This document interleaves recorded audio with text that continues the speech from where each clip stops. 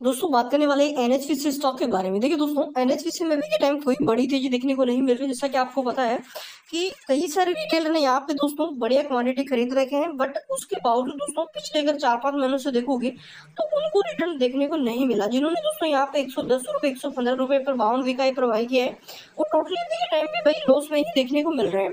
देखिए कितना वेट करना पड़ेगा, करंट टाइम पे अपडेट क्या है। एंड आज दोस्तों जो जीएसटी काउंसलिंग थी उसकी मीटिंग थी, तो उसमें क्या देखने को मिला, बजट से प्रारूप की भाई बजट में किन किन चीजों पे अच्छा फोकस किया जाएगा वो संकेत आज मिलता हुआ नजर आया। तो यहाँ पे ये हम चीज देखेंगे कि भाई कल मार्केट पे क्या इफेक्ट पड़ेगा, कि भाई 2 दिन का हॉलीडे था एंड कल मंडे है, मंडे को मार्केट ओपन होने जा रहा है, तो कल का भी इफेक्ट यहाँ पे हम देखेंगे कि भाई कल स्टॉक ऊपर जाएगा डाउन जाएगा। सारी चीज की वीडियो में कवर करेंगे। यहाँ से टारगेट सबसे मेन पॉइंट रहेंगे कि भाई आने वाले अराउंड अगर बताऊं मैं तो यहाँ पे 4-5 महीने जो बजट है, बजट क्वार्टर वन, इसी के आसपास टारगेट क्या 150 प्लस निकलेगा या 200 जाएगा, क्या अभी दिखेगा, सारी चीज वीडियो में अपन डिस्कशन करने वाले हैं। पहले बता दूं कि फ्राइडे को मार्केट में हमें वॉल्टिलिटी देखने को मिली, मार्केट नेगेटिव क्लोज होता हुआ देखने को मिला।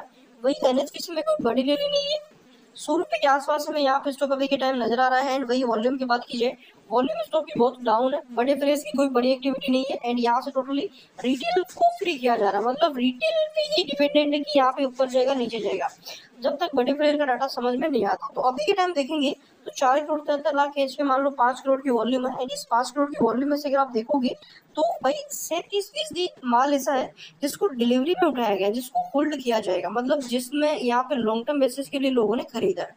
तो डाटा बहुत शानदार है, बहुत पॉजिटिव डाटा अभी के टाइम नजर आ रहा है। भाई 40,000 शेयर अभी के टाइम हमें डिलीवरी बेसिस में नजर आ रहे हैं, जो सॉरी यहाँ पे एमओ के अंदर पॉजिटिव बाइंग में नजर आ रहे हैं, जो कि कल के लिए अच्छा डाटा है। यहाँ पे मेन चीज दोस्तों देखिए, जो कंपनी का फंडामेंटल है बहुत अट्रैक्टिव है, कंपनी का लॉन्ग टर्म विजन साफ है, कंपनी आने वाले जो प्लान्स है वो आपके total renewable energy based plan लगाएगी।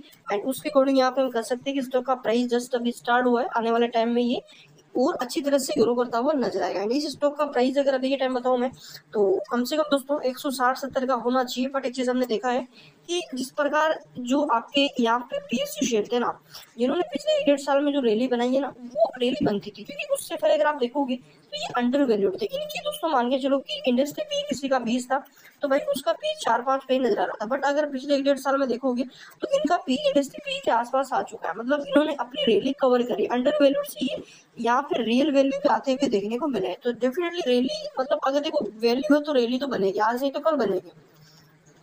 देखिए सबसे मेन है फंडामेंटल। अभी के टाइम आप फंडामेंटल को समझ जाओ, आप सारी चीजें समझ जाओगे एंड आपको लॉन्ग टर्म का जो आपका विजन है वो यहाँ पे साफ हो जाएगा। देखो मैं आपको फिर से बता दूं, अभी के टाइम एनएचपीसी भाग नहीं रहा, इसका मतलब ये नहीं कि आने वाले 1-1.5 महीने के अंदर नहीं भागेगा। देखो आज हो चुका है दोस्तों अराउंड यहाँ पे 23 जून, एंड अगला जो नेक्स्ट मंथ है वो जुलाई है, जुलाई बजट सत्र है। तो इस जो बजट जो आपका यहाँ पे महीना ना, इसमें दोस्तों इन स्टॉक के अंदर मोमेंटम बनेगा, क्योंकि भाई बजट के टाइम दोस्तों वो स्टॉक रिएक्ट करते हैं जिनको बजट से आशा ही रहती है। एंड आपका जो मार्केट है ना भाई, वो भी बजट की होप में ही यहाँ पे वॉलेटिलिटी तेजी वो सब चीजें दिखाएगा। अब देखो मेन चीज आप समझो भी के टाइम 27 का पी है, 1,01,000 के आसपास हमें यहाँ पे मार्केट कैप देखने को मिल रहा है।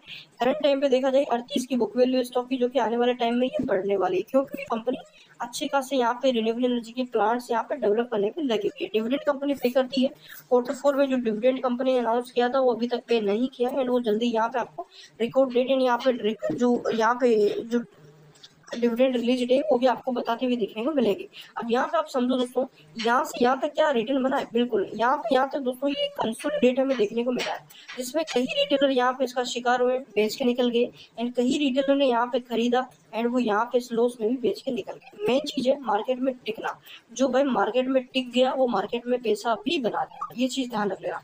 मेन पॉइंट दोस्तों अभी के टाइम फंडामेंटल की बात करूँ मैं, फंडामेंटल बहुत कंपनी की स्ट्रॉन्ग है। करंट टाइम पे कंपनी डिविडेंड पे करी 50% का यहाँ पे, एंड वही कंपनी का अगर आप कैपिटल रिक्वायरमेंट देखोगे तो वो भी हमें अच्छे तरीके से पूरी होती हुई देखने को मिल रही है। एंड जो कंपनी का बैलेंस शीट है वो सबसे ज्यादा स्ट्रॉन्ग हमें देखने को मिल रहा है। देखिए रिजर्व अगर देखोगे, देखो बैलेंस शीट को पढ़ना कैसे आता है पहले समझो।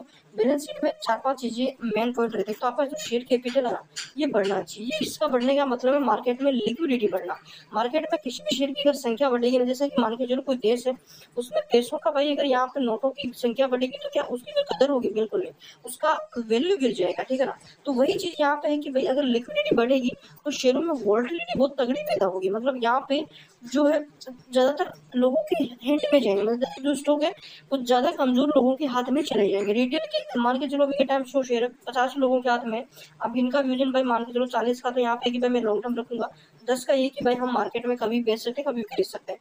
अब यही मान के चलो 10 का टुकड़ों में बेच कर दिया, तो भाई ये इन्हीं 10 शेयरों के 20 शेयर हो गए, तो क्या होगा भाई 20 शेयर अब जो लोकल लोग उनके हाथों में जाएंगे तो वोलेटिलिटी ज्यादा पैदा होगी। तो ये चीजें हमें समझना चाहिए। कंपनी का फंडामेंटल स्ट्रॉन्ग है, बैलेंस शीट बहुत तगड़ी है, लॉन्ग टर्म में पैसा देकर ही जाएगा। बट मेन ये चीज है कि यहाँ पे आप वेट करें, वेट करने से बेटर कुछ नहीं, क्योंकि म्यूचुअल फंड भी खुद यहाँ पे बाई कर रहा है। देखिए अभी के टाइम अगर आप देखोगे एनएचपीसी पूरे पावर सेक्टर तो कोई बड़ा ब्लास्ट नहीं, बट मेन चीज दोस्तों ये जो ब्लास्ट है ना ये बजट के आसपास आपको देखने को मिलेगा। जितना बड़े प्लेयर ने खरीदना था भाई वो खरीद चुके हैं, अब यहाँ पे तेजी की बारी है। करंट टाइम पे देखोगे तो 49 का आरएसआई चल रहा है, यहाँ से अगर चार्ट के अकॉर्डिंग देखें तो एक रेंज में फंस चुका है। जल्दी ही यहाँ पे एक बड़ी कैंडल के साथ उठेगा, जो कि एक बड़ी वॉल्यूम के साथ एक स्ट्रॉन्ग कैंडल हमें बनती हुई नजर आएगी। तो एनएचपीसी के अंदर ज्यादा दोस्तों आपको डरना नहीं है, फंडामेंटली मजबूत है भाई। इतना टाइम रुक चुके हो, इतना यहाँ पे वोल्टेज दिखा चुका, तो ऐसा तो नहीं को भाई गिर के भी यहाँ से ये 90 रुपया जाएगा, ये चांसेस बहुत कम है। चांस है कि भाई अब यहाँ से रिवर्सल की बारी है, तो ये चीज हमें समझना है, क्योंकि जितनी वोल्टेलिटी दिखाना था दिखा चुका है। अब मेन चीज चार्ट में देखो, सपोर्ट मैंने आपको पहले ही बताया कि करंट टाइम पे अगर मेन सपोर्ट हम देखें यहाँ पे कि भाई कौन से सपोर्ट अगर वोल्टिलिटी आती है तो कौन सा सपोर्ट है यहाँ पे हमें रखना चाहिए। तो जो हमारा मेन सपोर्ट है वो पहले मैंने बताया 98 रुपए का स्ट्रॉन्ग सपोर्ट अभी के टाइम बना हुआ है। तो बने रहिए, चैनल पर नए हो सब्सक्राइब जरूर कर लो, बेल आइकन कर लो ताकि कंटिन्यू अपडेट्स